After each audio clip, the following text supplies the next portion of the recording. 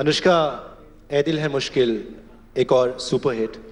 मुझे याद है 2007 में जब आप शुरुआत कर रही थी, आदित्य चोपड़ा को आपने अपना पोर्टफोलियो दिया, उन्होंने आपको सिलेक्ट करना था, तो करण जौहर गए उनके पास, उन्होंने थोड़ी बड़ी अच्छी एडवाइस दी उनको कि ये लड़की को मत लेना वरना तुम्हारी फिल्म करियर बर्बाद है, ये लड़की कभी स्टार नहीं बन सकती है।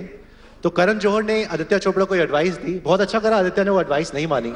लेकिन अब जब आज करण की फिल्म में आप इतनी बड़ी हिट डिलीवर करती हैं मेन लीड में, तो आपने उनको बोला कि चन्ना मेरेया, आपने मतलब क्या समझा था? मुझे एक इंसान जिनकी वजह से हो सकता था कि मैं कभी एक्ट्रेस ही ना बनती, और वो खुद मुझे अपनी फिल्म में ले रहे हैं, आई थिंक इससे बड़ी अकम्पलिशमेंट तो कोई हो ही नहीं सकती है। ही ट्राइड हिज बेस्ट कि मुझे ना लिया जाए फिल्म में, बट अभी उन्होंने मुझे अपनी पिक्चर में लिया है, एंड आई थिंक बहुत उनका बड़प्पन है कि उन्होंने ये बात नेशनल टेलीविजन में खुल के बोली एंड एक्सेप्ट करी।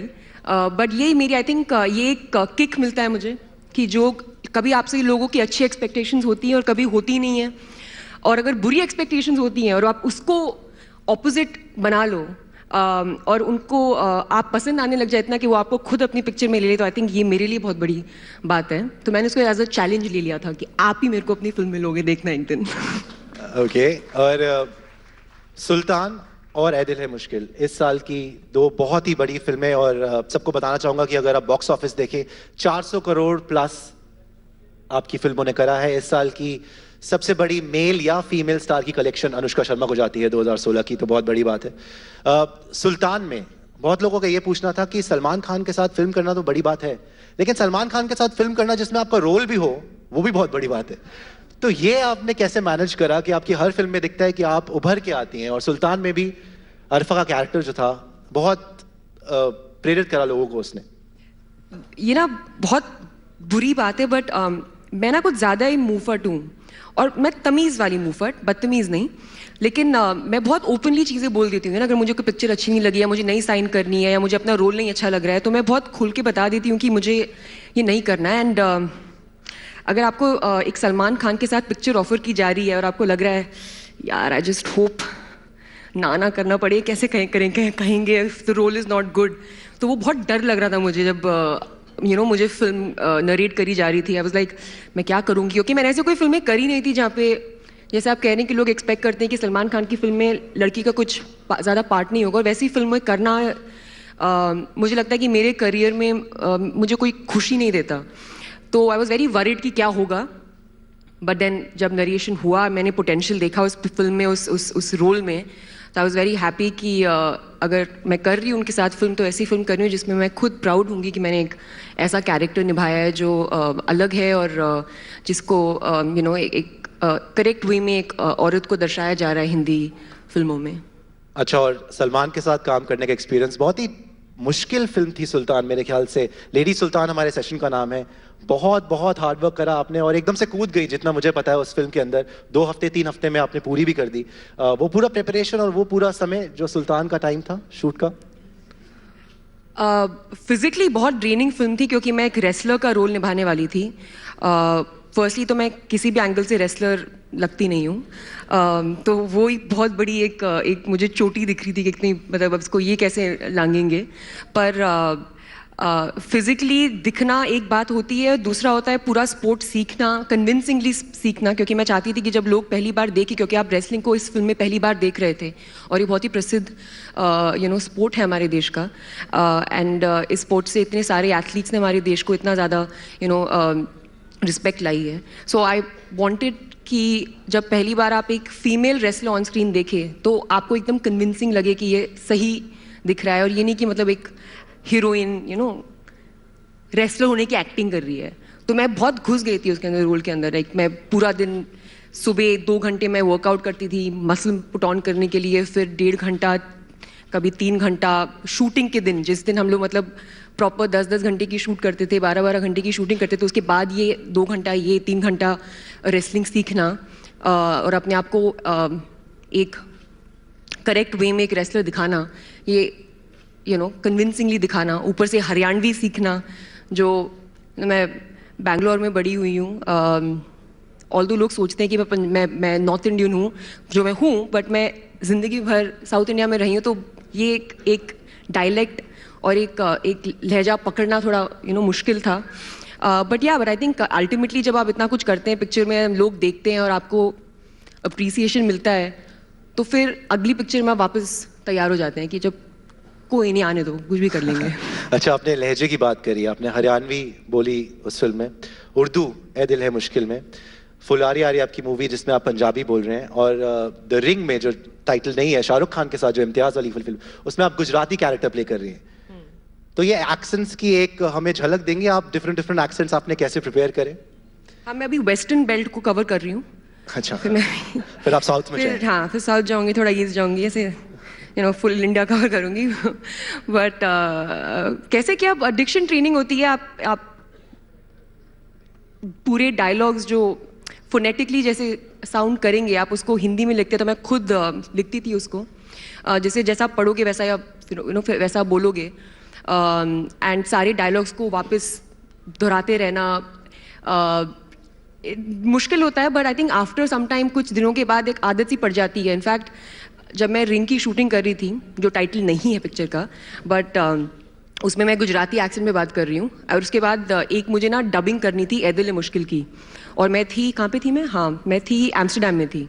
तो वहीं पे डबिंग हो रही थी, और उन्होंने मुझे कहा ये डायलॉग्स हैं ADHM के, रिलीज हो रही है ए दिल, तो आपको डब करना है. मैंने कहा ठीक है. और मैं कंट्रोल ही नहीं कर पा रही थी अपने आप को. मैं ए दिल में मैं गुजराती एक्सेंट में बात करने लगी थी, मतलब डब करते हुए. तो मुझे कंट्रोल करना पड़ा था अपने आप को, नहीं भूलो. So that becomes a little difficult अगर आप एक समय पे 2 फिल्में कर रहे हैं जिसमें अलग अलग एक्सेंट्स हैं, अलग अलग तरीके से बात कर रहे हैं. बट सुनना चाहेंगे आपके एक्सेंट? हाँ, थोड़े एग्जांपल्स हमको अगर झलक दे पाए हमारी ऑडियंस के लिए. जानता है तुझ जैसे लड़कों को इंग्लिश में क्या कहते हैं? सिट गए. मेरा ऐसा कोई मतलब या मीनिंग नहीं है. और गुजराती? ये तुम्हारा फोन क्यों नहीं लग रहा है? मैं कब से फोन कर रही हूँ ने. चलो उठाओ अपना फोन उठाओ. ये देखने को मिलेगा इम्तियाज अली की फिल्म. अब मैं ज्यादा बोलना नहीं चाहती क्योंकि फिल्म का कुछ भी निकला नहीं है, तो आपको थोड़ा ज्यादा आइडिया ना आ जाए. बट अच्छा अनुष्का, जैसे आपने बोला बहुत मुंह फट है, मैंने देखा आपका जो एक रिलेशनशिप है रणवीर के साथ और रणबीर के साथ, जो दोनों आपके कंटेम्प्रेरीज हैं, बहुत बुली करते हैं आप लोग एक दूसरे को, एक झगड़ा जैसा चलता रहता है. एक तो उसके बारे में बताएं, ये जो एक्टर्स हैं आजकल के, इतने रिफाइंड एक्टर्स हैं, रणबीर हो या रणवीर हो या आप हो, इस कमराजरी के बारे में बताएं थोड़ा, एक रिलेशनशिप के बारे में बताएं कि कैसी एक वाइब शेयर करते हैं आप लोग एक साथ, स्पेशली रणबीर और रणवीर के साथ. बहुत ही कॉन्ट्रास्टिंग पर्सनालिटीज हैं, लेकिन आपके साथ सेम है दोनों. आई थिंक मेरी ना स्पेशलिटी है, मैं लड़कों को बहुत जल्दी फ्रेंड जोन कर देती हूँ. फ्रेंड जोनिंग मतलब लड़कों को बहुत क्विकली अपना ना दोस्त बना देना, वहाँ पे लाइन ड्रॉ कर देना कि तुम ना मेरे ना दोस्त हो. तो वो मैं कर देती हूँ. और आई थिंक इन दोनों के साथ मेरी दोस्ती बहुत ज़्यादा अच्छी है. रणबीर कपूर के साथ ज़्यादा, क्योंकि हमने अभी रिसेंटली काम किया है, और एक हमारे एक अच्छी अंडरस्टैंडिंग है हम दोनों के बीच में. ऑल्सो जब आप दुख में एक दूसरे के साथी होते हैं तो दोस्ती बढ़ जाती है. तो हमने बॉम्बे वेलवेट साथ में करी थी, जो बहुत बड़ी फ्लॉप थी, तो हम ज़्यादा करीब आ गए उस दुख के समय में. पर आई थिंक एक म्यूचुअल रिस्पेक्ट होती है एक्टर्स के लिए. आई थिंक आजकल के जो न्यू एज एक्टर्स हैं, वहाँ पे हम लोग कुछ अलग करने की कोशिश कर रहे हैं. हम एक मतलब कोशिश ही है.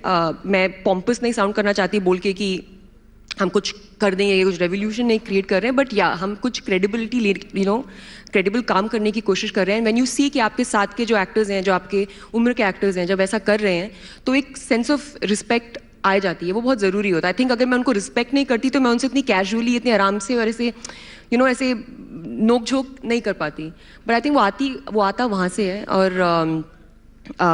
हाँ, मतलब अभी एक इतना समय आप एक दूसरे के साथ बिताते हैं, एक फिल्म जब शूट करते हैं, तो एक कंफर्ट लेवल बहुत ज़रूरी होता है. क्योंकि एकदम अनइनहिबिटेड फीलिंग लाना बहुत ज़रूरी होता है. वो तभी आ सकता है अगर आपकी एक दोस्ती हो अच्छी, और अच्छा एक सेंस ऑफ रिस्पेक्ट हो एक दूसरे के लिए. एक मुझे आपसे ये बात पूछनी थी, क्योंकि आप एक बहुत क्रिटिकली एक्लेम्ड एक्टर खुद हैं, और मैंने बहुत सोचा, रणबीर कपूर और रणवीर सिंह इस टाइम पे बहुत अच्छी परफॉर्मेंसेस दे रहे हैं, लेकिन आपके हिसाब से बेटर एक्टर कौन है? रणबीर बर्फी, रणवीर की बाजीराव मस्तानी, आप उनकी फिल्म देखें रॉकेट सिंह, आप रणवीर की देखें बैंड बाजा बारात, बिल्कुल एक लेवल पे लग रहे हैं. लेकिन न्यूएंस्ड वे में देखें तो अनुष्का शर्मा के हिसाब से who is the better actor, Ranbir Kapoor और रणवीर सिंह? मैं कौन हूँ किसी को बेटर और आप नॉट हैं, बेटर आप बताने बता वाली? सकते हैं। देखिए मेरे all time favourite Ranbir Kapoor ही हैं बिकॉज उन्होंने बहुत अलग अलग रोल्स करे हैं. आई थिंक रणवीर ने इतनी पिक्चरें अभी तक नहीं करी हैं. I think he still coming into his zone. Ranveer Singh also बहुत फिनोमिनल एक्टर. उनकी पहली फिल्म में जो मेरे साथ उन्होंने की थी पैन बाजा बारात, वो बहुत ही सुपर्ब थे उसमें. लेकिन आई थिंक रणबीर कपूर को ज़्यादा मौके मिले हैं अलग रोल्स करने के. एंड एक्टर्स अच्छे बुरे नहीं होते हैं, आप क्या फिल्में करते हैं और क्या रोल्स करते हैं उस पर डिपेंड करता है. तो I guess opportunities may be Ranbir Kapoor को ज़्यादा मिली हैं. उन्होंने Barfi, rockstar, rocket Singh of the year, salesman, rocket Singh salesman of the year जैसी फिल्में करी हैं जिनमें बहुत अलग अलग किरदार उन्होंने निभाए, उनको मौका मिला है. तो I think it won't be fair to जज them right now. Ranveer Singh अभी भी आई थिंक रणवीर सिंह अगर अपने हाइपर एक्टिविटी जोन में जो वो रहते हैं उसको वो जब वो सहम जाते हैं, वो बाजीराव मस्तानी जैसी फिल्म करते हैं, तो आपको वैसे ही लगता है वाह रणवीर ने आपको क्या कंट्रोल किया. बट लाइक फिल्म लाइक लुटेरा ऑल्सो उन्होंने अपने पर्सनल जो उनका नेचर है उससे बाहर जाकर एक लुटेरा जैसी फिल्म करी. तो वो भी एक क्रेडिबल बात है. अच्छा, मैं आपसे आपका फेवरेट है दिल है मुश्किल का गाना सुनना चाहूंगा क्योंकि आप गाती भी बहुत अच्छा है. बहुत बकवास गाती तो हूँ मैं. अच्छा गाती हैं. और अगर हमारे दर्शकों के लिए हो जाए, आपका कौन सा फेवरेट गाना? मुझे गाने तो खैर बहुत अच्छे थे फिल्म के, बट मेरा चन्ना मेरा काफी फेवरेट. आप सीरियसली मुझसे गवाने वाले हो? आप गाएंगी, मैं गवा नहीं रहा हूँ. ये आप खुद क्या गा है? रही. ये माइक है हमारा जो ऑडियंस में जाएगा, अभी आप फेंकेंगी. Can we have a little light clap going for Anushka? यार. यस. Sorry guys. अच्छा चलता हूँ दुआओं में याद रखना, मेरे जिक्र का जुबां पे स्वाद रखना, दिल के संदूकों में मेरे अच्छे काम रखना, चिट्ठी तारों में भी मेरा तू सलाम रखना. अंधेरा तेरा मैंने ले लिया, मेरा उजला सितारा तेरे नाम किया. चन्ना मेरे आ, चन्ना मेरे आ, चन्ना मेरे आ बेलिया ओ पिया. Fantastic, very good sport Anushka Sharma. Anushka, ये आप बार बार ट्रेडिशनल बात पे आती है, अपनी फैमिली लाइफ के बारे में बोलती है. मुझे याद है मैंने आपका एक इंटरव्यू देखा था जहाँ आपने बोला था मैं फिल्मों में आना ही नहीं चाहती थी क्योंकि मैं कास्टिंग काउच से बहुत डरती थी. तो मुझे कास्टिंग काउच से डर लगता था कि इंडस्ट्री पता नहीं कैसी होती है और क्या होता है वहाँ. मैं तो दूर तक का सोचती भी नहीं थी कास्टिंग काउच. मुझे लगता है अगर कोई मुझे गलत नजर से देखे तो मैं बहुत मैं बहुत छोटी थी जब मैंने अपनी फर्स्ट फिल्म करी थी. मैं 19 साल की थी. ऑब्वियसली लाइफ का एक्सपोजर इतना ज़्यादा नहीं होता है. मैं बहुत ही प्रोटेक्टेड फैमिली से आई थी. मैं अपनी पूरी लाइफ मैंने आर्मी कैंप्स में बिताई है, तो वहीं पे आपकी पूरी दुनिया उसी के अंदर होती है. तो मैं बहुत ही फार फेच चीज़ होती है कि आप एक्टर बन सकते हो. ऑब्वियसली आप सोचो कि आप एक्टर नहीं बन सकते यार. अब मैं जहाँ से आ रही हूँ वहाँ पे कोई ये दूर दूर तक ये इंसान ही सोच सकता है बात. तो इम्पॉसिबिलिटी लगती थी मुझे, और मैं बहुत प्रैक्टिकल इंसान हूँ. अगर मुझे कोई चीज़ इम्पॉसिबल लगती है तो मैं उसके बारे में सोचती भी नहीं हूँ. तो that was my attitude. But I think एक पता नहीं क्यों बचपन से ना बहुत अजीब बात है, बट मुझे ना लगता था कि मैं बहुत फेमस होने वाली हूँ. और मुझे कोई रीज़न नहीं पता था कि मैं क्यों फेमस होने वाली हूँ, बट मुझे पता था मैं फेमस होने वाली हूँ. इनफैक्ट मैं बाथरूम में अपने आप को इंटरव्यूज़ भी देती थी ऐसे. और कभी उस इंटरव्यूज़ में मैं टेनिस प्लेयर होती थी, कभी मैं राइटर होती थी, मैंने कभी पॉलिटिशियन भी बनती थी. तो मैं बहुत मैंने I didn't realise at that time कि एक्चुअली मैं एक्ट्रेस बनना चाहती हूँ, क्योंकि मैं इतने सारे किरदार निभाने की कोशिश कर रही हूँ और वैसे इंटरव्यूज़ दे रही हूँ. बट एक्ट्रेस बनूंगी ये मैंने कभी सोचा नहीं था. जैसे मैं बता रही हूँ, मुझे बहुत ही लगा था कि बहुत ही मुश्किल बात है ये. मैं मॉडलिंग कर रही थी, लेकिन आई गेस डेस्टिनी एक कोई चीज़ होती है, और आज मैं यहाँ पे हूँ और मैं आपसे इस बारे में बात कर रही हूँ. मुझे एक्चुअल इंटरव्यूज़ करने का मौका मिल रहा है. अपनी बातों में खुद से सवाल पूछ के खुद जवाब नहीं दे रही हूँ. सारी आपकी ट्रेनिंग काम आई. अच्छा, मैं ये भी पूछना चाहता था आपसे कि इसी बात पे जो ट्रेडिशनल वैल्यूज़ की बात है, आजकल इंडस्ट्री में देखते हैं, अगर आप आपकी पर्सनालिटी के बारे में बात करें, इंडस्ट्री में देखते हैं बहुत सारे fall outs. Marriages are breaking, divorce rates high profile couples जो है दे आर स्प्लिटिंग. आपको लगता है बॉलीवुड ने जो बचपन से सिखाया this one love one life concept, जिस पे we all have grown up, बहुत ही ज़्यादा dreamy romantic situations, all that is now out? आपको लगता है कि आजकल स्पीड डेटिंग का ज़माना है, marriage as an institution, what do you have to say about it as an actress at the peak of her career? I think मैं बहुत ही बेसिक इंसान हूँ, मेरी सोच बहुत ही बेसिक है, तो मैं अभी भी बिलीव करती हूँ कि एक ही बार शादी होती है और you have to sustain it. ये ऐसे नहीं बोल सकते कि बस इंडस्ट्री में लोगों की शादियां टूटती हैं। आई थिंक क्योंकि हम लोगों की लाइफ पे ज़्यादा फोकस होता है, वो मीडिया टेंशन में होता है, तो ऐसे लगता है, I am sure, I guess yeah, the divorce rate is increasing in the countries, and I think मेरा एक बहुत ही एक thought है इसके पीछे, which I might be totally wrong about, but मुझे ये लगता है ये इसलिए because actually the woman is changing. आजकल क्या है कि औरतें बदल रही हैं, उनकी सोच बदल रही है, एंड कहीं ना कहीं जो एक इक्वेशन आदमी औरत के बीच में होता था कुछ साल पहले, वो आज सेम नहीं है, एंड कुछ लोग उसको एडजस्ट उस चेंज के साथ एडजस्ट कर सकते हैं। व्हेन आई मीन कुछ लोग, I mean both partners, but especially the man, and sometimes आप नहीं कर पाते हो, those are one of the reasons I feel that marriages don't work anymore. वो equation जो बदल रहा है, वो इसलिए बदल रहा है क्योंकि औरतें financially independent हो रही हैं, and I think today you're not looking for a life partner कि आपको बस मतलब एक घर मिल जाए रहने को, you're looking for a life partner कि आपको एक compatibility मिले एक इंसान के साथ, एक आप दो लोग साथ साथ ग्रो करें एज इंडिविजुअल्स। और लाइक जैसे मैंने कहा कि मेरी सोच बहुत बेसिक है हमेशा से, तो मैं बिलीव करती हूँ कि अगर आपको ऐसा कोई इंसान मिल जाता है, then you have to work towards the marriage. ऐसी हो नहीं जाती है, and you can't, I think you have to constantly work. Marriage is done, it's a wedding that happens, it's उसके बाद जो आप लोगों का जो what you need to do to make it work, I think somewhere people become a little impatient and they sometimes let go. And I think the reason is लोग एक दूसरे को बहुत बदलने की कोशिश करते हैं। I think acceptance एक बहुत ज़रूरी चीज़ होती है किसी भी relationship में, और आपको हर इंसान को जो आपके साथ हैं, जिनके साथ कैसा भी आपका relationship, I think acceptance बहुत ज़रूरी है। चाहे वो आपके parents accepting the kids the way they are, अपनी खुद की सोच उन पे ना थोपें, और as a your life partner बहुत ज़रूरी होता है। But yeah, I think आप जो बोल रहे हैं ये मैं पूरी तरह से उस पर अग्री नहीं करती हूँ। अगर आपको अपनी शादी चलानी है तो आप चला सकते हैं। और आपने सोचा शादी के बारे में? बिल्कुल नहीं। अरे आई मीन सोचा, मैं जैसे बोल रही हूँ, ऑब्वियसली मैं शादी करना चाहती हूँ, और मैंने जैसे आपको बोला कि मैं अपनी लाइफ में मैंने हर चीज़ बहुत नॉर्मली करी है। मैंने बहुत नॉर्मल माइलस्टोन्स रहे हैं मेरी लाइफ के, एंड हाँ, शादी उस एजेंडा पे है, प्लग इन, पर कब होगा ये सब मुझे नहीं पता।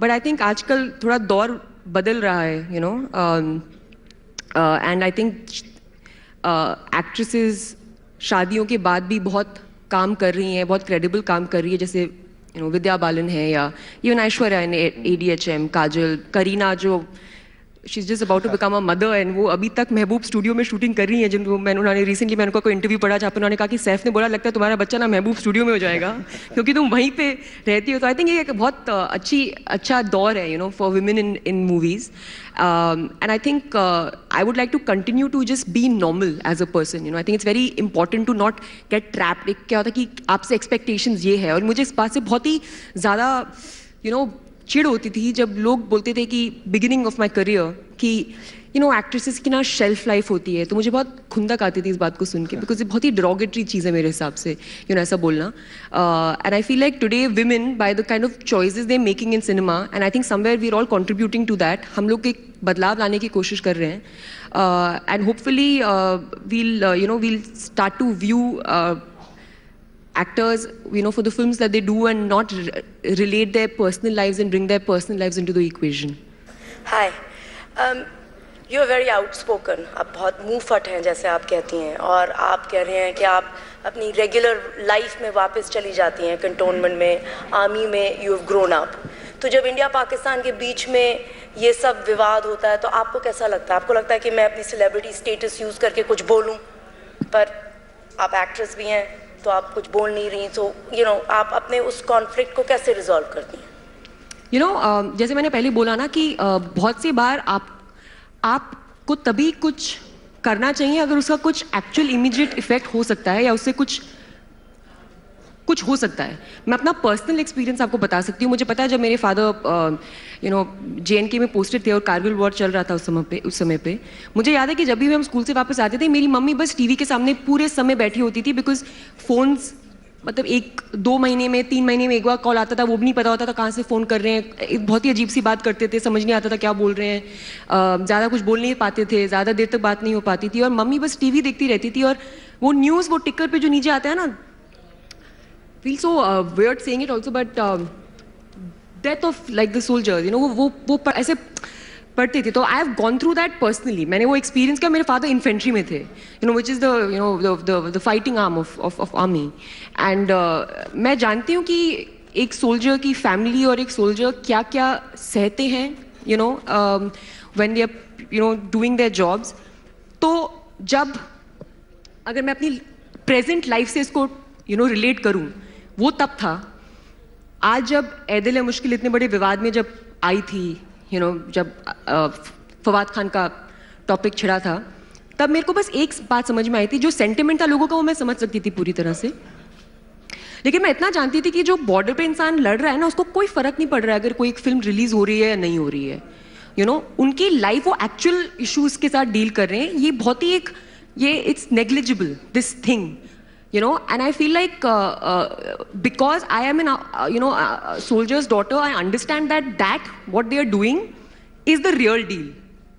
और इस बारे में मेरा कुछ बोलना या मेरी बात करना, it is of no significance and it makes no difference to the actual situation. Similarly, ऐदिल का रिलीज होना ना रिलीज होना does not make any difference to the actual situation that we were dealing with. So I feel like फालतू में किसी चीज़ के बारे में बात करना just because you want to talk about it and you want to have something to speak about, या किसी बात के बारे में लोगों को अपने opinions देने, ये मुझे बहुत ही सस्ता लगता है. So that was my feeling towards it. और इसके साथ ये सेशन समाप्त होता है। अनुष्का से मैं धन्यवाद देना चाहूँगा आपको एजेंडा आज तक पर आने के लिए, और ऑल द बेस्ट। और 2 फिल्में आ रही है देखने वाली, फुलारी दिलजीत दोसांझ के साथ जो खुद प्रोड्यूस कर रही हैं, एक और यूनिक कॉन्सेप्ट है, और साथ में शाहरुख खान के साथ वापस ये हमारा पहला प्रमोशन था फिलौरी के लिए, इम्तियाज अली के साथ। So thank you Anushka for coming to Aaj Tak. Lovely having you over here. Thank you so much. It was a pleasure. Thank you everybody. Thank you for having me.